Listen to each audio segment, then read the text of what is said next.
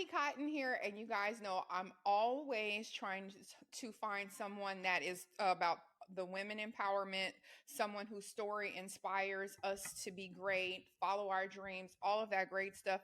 So I am so excited to introduce our guest today, who is Shanquita Greggs, and she is the founder of Simply Sense Candle Company, and she is going to share her story of how she took $467 and turned it into an empire. So, you guys also, if you're following her, or you haven't followed her, or you're looking for her, CEO Shan, SHAN, is all of her social media handles and everything. So, welcome.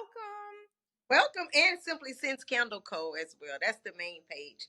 Simply Sense Candle Co. Okay, got it. Got it. Yeah, because we want y'all to buy a candle. Uh, Yes.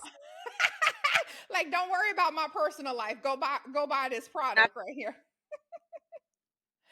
Okay, so I kind of gave a little idea of a little, I guess, a preface into your story. And I think that your story is definitely something that's inspiring because people always feel like they have to have so many things put in place before they can start being successful at whatever their idea is. Or I need more money, or I have to have capital, or I have to wait until this is there.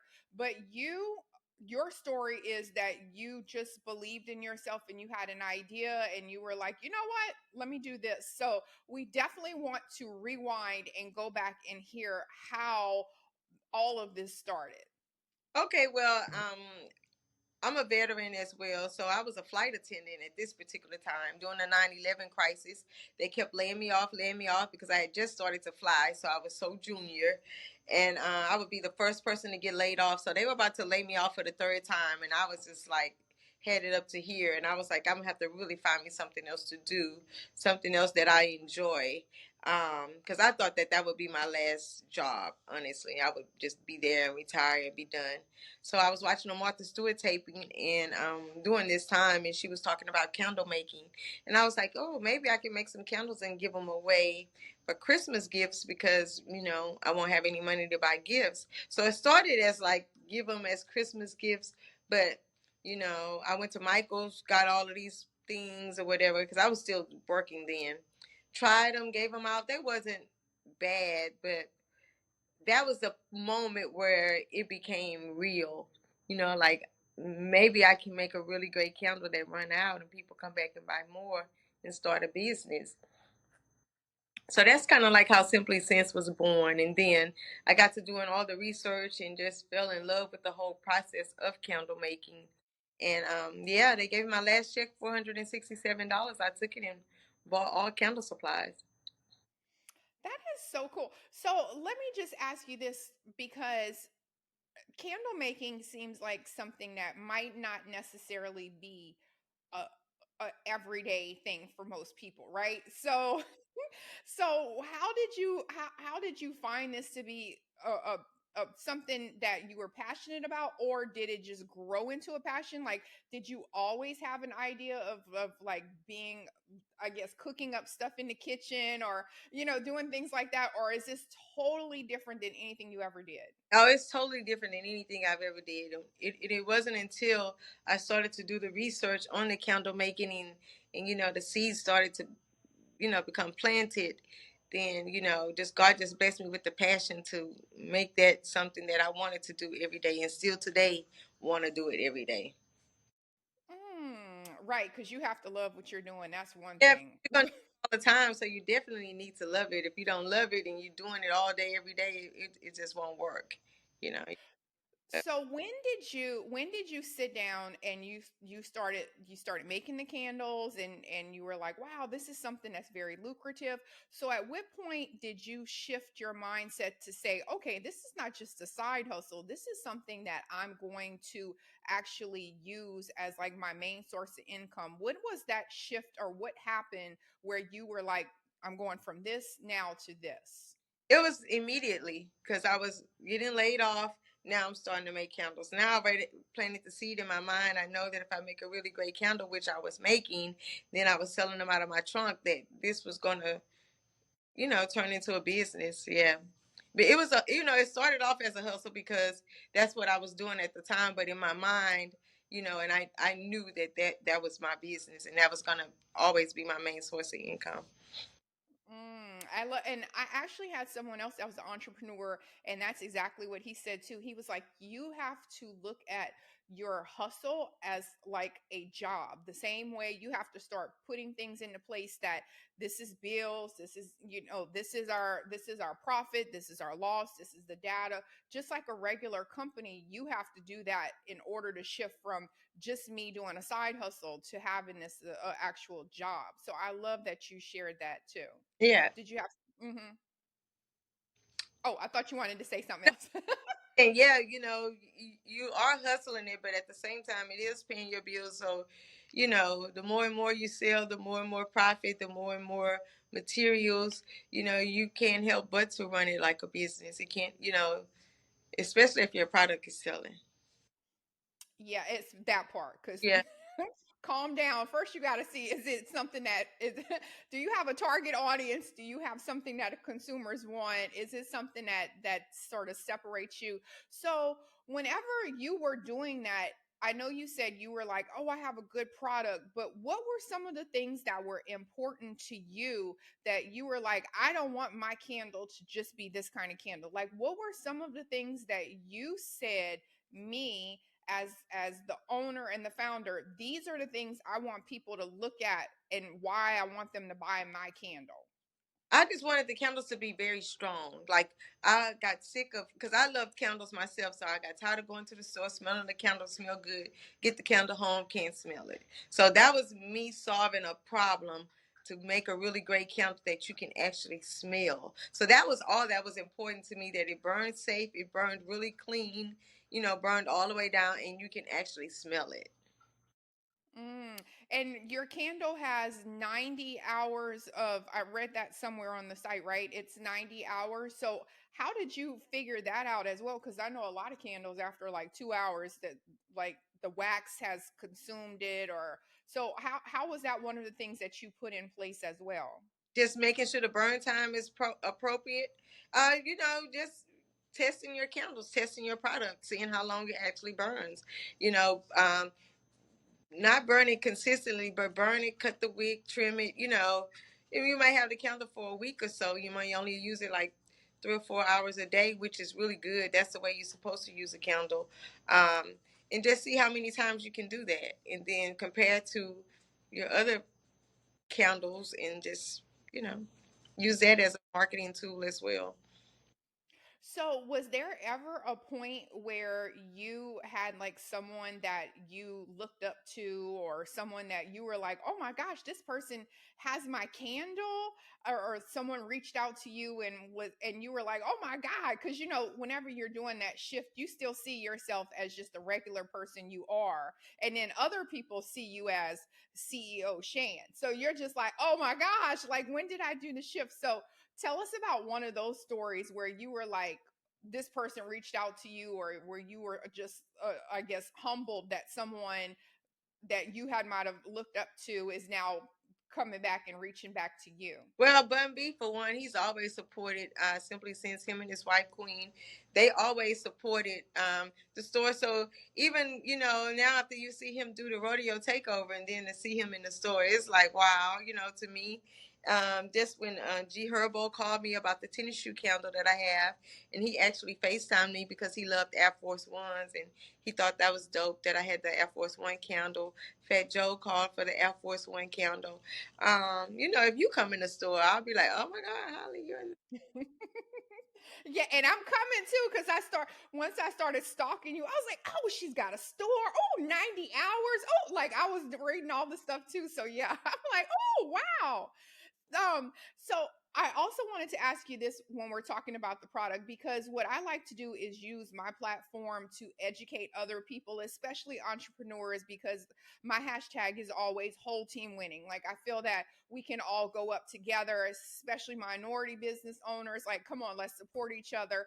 So what I wanted to ask is for a little bit of advice, because some people, I know you don't just have one candle, you have tons of scents, you have other products now, you've expanded, but I know a lot of people, they have an idea and initially they go straight to that big part, right? They're like, okay, so I have this one thing, but I want to have a whole line. I want to have 32 products. I want to have air fresheners. I want to have, what, dryer sheets, whatever. Like they just have all of this because they believe in their product so much. They're like, there's no way I'm going to fail.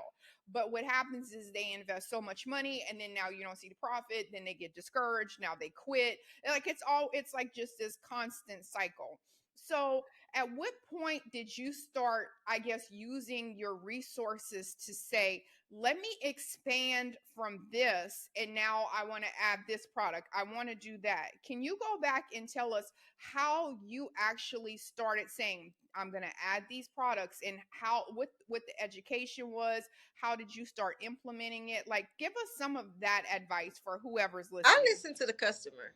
You know, I could want to come out with all these different things, but if my customer don't want that, then it won't sell, right? So I listen to the customer, and I also do what the money say within my business. So if the customer comes in, if I hear customers coming and saying, okay, we need a room spray, we need this, we need that, and I hear that, so now it's my job, as a brand and a leader in my industry, to come out with that product. So, and then once there's a need and you come out with the product, now you don't have to worry about it selling because it will sell. That's just the same as moving from my trunk, moving to a small retail space. I used to go all around Houston all day selling cases of candles for $48, and it wasn't enough time in the day. So that let me know that I need to get a location because I'm missing out on money now because I can't make all the money. So those are the things that I look for still right now in my business.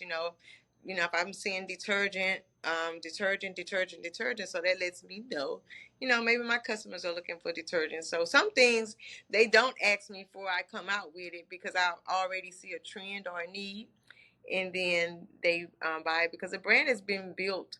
So on consistency and a quality product. So it's kind of like now when you come out with something, it's trusted that it's going to do what you say it's going to do.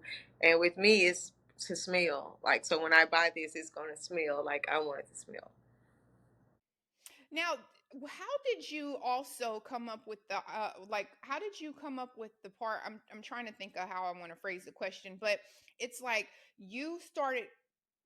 So you watched the video. You were like, "Oh, I'm gonna make me some candles," and you got some stuff and you started.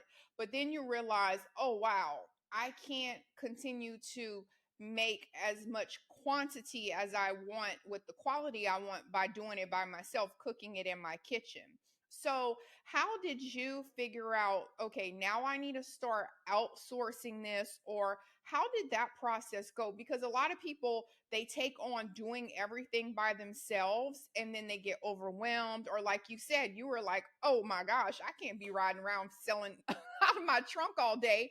I'm missing out on all the people who I can't reach." So, when did you say, these are the things that I need to outsource? And what were some of those things that you were like, okay, I still want this, but I trust that this is something that someone else can handle? I still do a lot. I'm hands on with my business. I'm steady learning and steady growing. So I can say that I got my first employee when I got my first store location, and that was immediately after I came out of my trunk, and he's still with me today. So you know, I just go with the flow of the business. I just do what it say do. I just to go back to saying what the business says to do. If it says I need, okay, so now we can't possibly make all the candles. Now I have to buy a machine that's a little more automated so we can ramp out these candles a little faster. And that comes from having a very great Black Friday selling 16,000 candles, and we can't possibly make them by hand. So now how do we solve this problem of not being able to manufacture fast enough? Oh, okay, so we need to get a machine. So you know what I'm saying? So as to things come up, you tackle them and you handle them and you learn about them. And then that's the part of the beauty in growing with your business.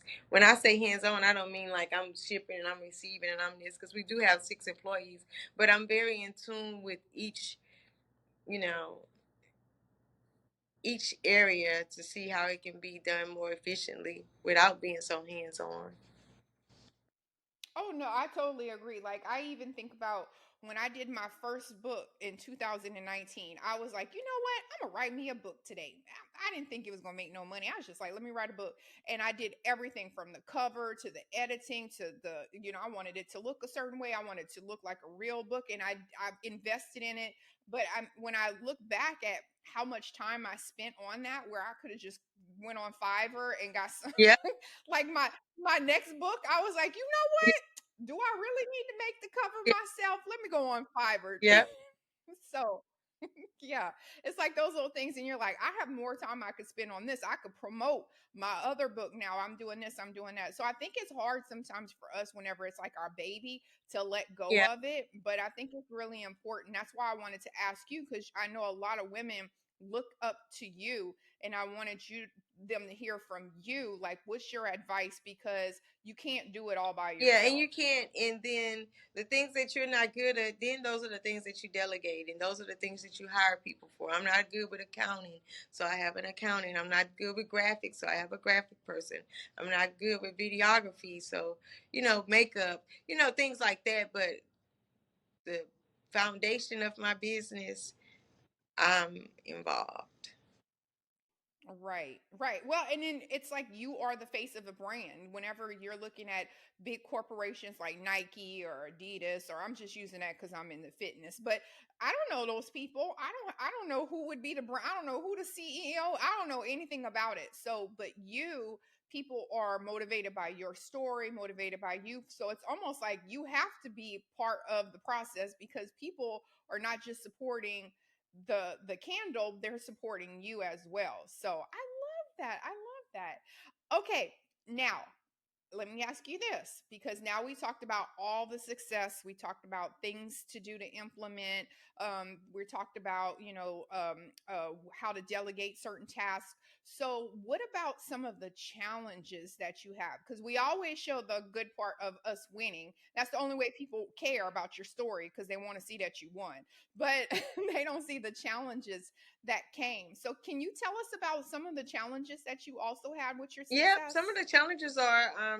it seems like we never have enough supply to meet our demand, which a lot of people be like, that's a good problem, but at the end of the day, it's still a problem. So that is a challenge of not having enough supply to meet the demand, and the challenge of, what else? A challenge. It's What, a like, challenge. did you ever have a challenge like with, okay, so I know you said like for the logo and the graphic and stuff like that. So sometimes it's hard for you to have an idea, and then when you do delegate it to someone, you're like, but that's not what I was thinking at I all. don't have that problem because the people that are in place are really good. I can implement an idea or a vision, and then they can put it right into play and even add little touches to it. So that's why I'm thinking of a really what is really challenging for me at work, in my business, what is really challenging to me. What about the balance or the struggle of having a balance with the personal life and being a Well, this is my boss? lifestyle. So, my mom works here, my aunts work here, my grandmother can stop by, you know, my baby can come by. I get to talk to my customers, meet my customers. When I get off, I might see them at Gracie's having a bite to eat. So it just all fits in to my lifestyle. I will say that I do have to, a challenge is taking care of myself more. I think it'd be a challenge because I do spend a lot of time at work, so I don't get a lot of time to spend um, treating myself or things like that. So that can be challenging. Um, Finding time to do the things that I want to do, kind of like a challenge. Eh, Hey, I'm just asking you. Look, don't stress out about it. It was just a question. Shan is like, I don't know. I'm so happy. I don't know. I Happy and don't know. very thankful, and and that's one thing that I do want to show. So I was thinking about like, oh, should I be dumping off a bunch of things? But right now it's not, but it has been, because I started from my trunk, so it's not like, oh, everything is hunky-dory, but it's business and it's ups and downs, and it's business. It's not personal. As long as you're still in business, you have business. So used to be tight on finances, and that can always be a thing. And I don't really like to say that because I don't want that to hold people back because they feel like they don't have the finances. That still shouldn't stop you up, and that's really not that's not a thing, because it could be something happen like COVID coming. You come from not having, as much money to really having a lot of money, and it's still like you're still gonna have challenges. You still have financial challenges. They just won't be $300 challenges, or not 3,000. They'll probably be 30,000 or 300,000. So that's just the name of the game in business. So that's just not what I look at as a challenge. Um, yeah, I'm sure some will come up. Hey, that's okay. Well, you know what? Just shoot me a text when you're sitting on the toilet later or something, or you got that. When you have that alone time. My time is I hate cardio, right? So I try not to do cardio, but I know I need to do it for my heart health. So I do cardio like 3 days a week, and when I'm on like 30 minutes, I'm doing that. When I tell you, all I do is think. Like I think. So it's like I'm doing notes, I'm adding stuff, I'm writing another book. So for me, I know that's like my quiet time where I think, and when someone asks something, I'm like, oh dang it, I wish I would have said Yeah, such and such. That's when it'll hit me. yeah. So I love that. I love that. Okay. So I forgot to ask at the very beginning, how did you come up with the name of your Me and my company? grandmother came up with that name. We were like, "What are you gonna name it?" She asked me, "What are you gonna name it?" I was like, "I don't know." She was like, Name it like Shan's Candles or something." I was like, "Nah, I don't want my name on it because I don't know if people would just buy it. I want it to be something else, just like something simple, like Simple Sense or Simply Sense. Oh, Simply Sense, like that. That's exactly how it came up. Okay. Yeah, I figured it had to be something like it was in talking or something, or someone had said it or whatever. But the name is very catchy. I mean, I definitely I love all of that. So what my last question is that for anyone that is watching your story and they want to do something similar to you. So obviously, everyone think I know for a fact, just probably in the last 5 years, I've met about 20 people who made candles, and they started off making candles, and then after like 3 or 4 months, I'm like, oh, you still making candles, girl? No. Yeah. so so No, I was just mhm. saying it could be hard work too. Yes. And so I think that it was like and I've seen, cuz you know how you see on their Instagram stories they'll be posting making it or whatever. So for anyone that it doesn't have to just be candles, but it could be, cuz obviously that's your sort of your success story. What advice do you have for someone who's watching your story and they want to start? Like what are some of the, like, give them three things that you would say, hey, if you want to take the idea that you're working on right now and make it into an actual business, this is what you need to start doing Start for today. one. Actually start. People start with the idea, or I could do this, or it would be good if I could just start my own just start. For one, just start. For two, make sure it's a passion. Make sure something you're inspired by, or you're passionate by it, or you're driven to do it, because you're going to have to do it a lot, because whatever business you start, it takes hard work. It's just no way around it. It takes really hard work. It takes a special person to be an entrepreneur and to develop that mindset. And for three, to keep going. So start, be passionate, be consistent, and keep going. And that's the rule to um, having longevity in your business. I love that. And the keep going part, that's the part, because I love whenever people like circle back. I might have not talked to them for 2 or 3 years, and they're always like amazed at my growth or what I've accomplished. And I'm like, yeah, because I don't stop. Like, and they're like, wow, you was doing this, but now you up here, now you're doing this, you're doing that. And I'm like, yes, because you have, like, you cannot stop, and you can't be complacent. Like, just people get a little bit of success and they feel like that's it, and they don't dream bigger than that. So I love that your story is how you were like, you know what, screw this, Yeah. I'm going out of the back, out of the trunk, I'm getting me a store. Right now, we're about to get a warehouse. So it's like, the dream never stops. The hard work doesn't, the hard work doesn't stop, you know. And when I say hard work, I'm not talking about out in the sun busting big rocks to smalls, but just really putting your all into what you're doing, whether it's mentally or physically. It's like that's what I mean by putting in the hard work. And some hard work may just mean showing up sometimes, being there every day, even when it's not as busy as it was yesterday. Just being there, that's to me is considered hard work, to get up daily and be consistent and going to your business when you don't know how much you're gonna make every day. So yeah. And I was going to say too, sometimes also showing up is also content as well. So even if it's a day, like we are in a digital age, I tell people all the time, why are you not posting on social media? How do you have a business? You never know when that algorithm picks up something that you have, you that post can go viral, or that go when I look sometimes like people that are in my story views, every now and then I'll just go in there and I'll look and I'll be like, holy crap, like big time celebrities and actors and musicians, and I'm like, how did they find me on my page? But that's just posting content. So even if it's a slow day, go post about your company, go do it's something, so it's free. It's no I reason why you shouldn't post at least once a day if you have a business or you have a service or a product. It's no reason. Agreed, agreed. But that's why we do this, so we can educate people, we can share, because a lot of people are scared to fail, they're scared to start, or they don't know how to start. So that's why I love whenever I have women like you who come on, and we're all about the women empowerment, and how we can all be great and all that great stuff. Okay, so how can people, because she already said do not come look for CEO Shan, she don't care about y'all following her personal page, she wants y'all to find a business. So how can people follow, like, subscribe, and Okay, well, support you? first you can come and see me in person, 5217 Almeda. You can come and scratch and sniff your candles.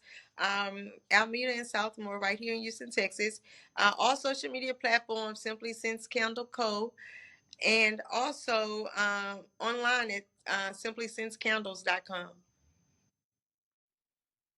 All right. I love that. I love that. And I will also, if you guys scroll down to the podcast notes, I will also have clickable links and all of Shan's social media, the website, all of that stuff as well. So just scroll down on the notes. If you miss that, it's in the podcast. You'd be surprised. People send me a message. Oh, I heard of such and such. Where can I find them? I'm like, did you look at the podcast notes?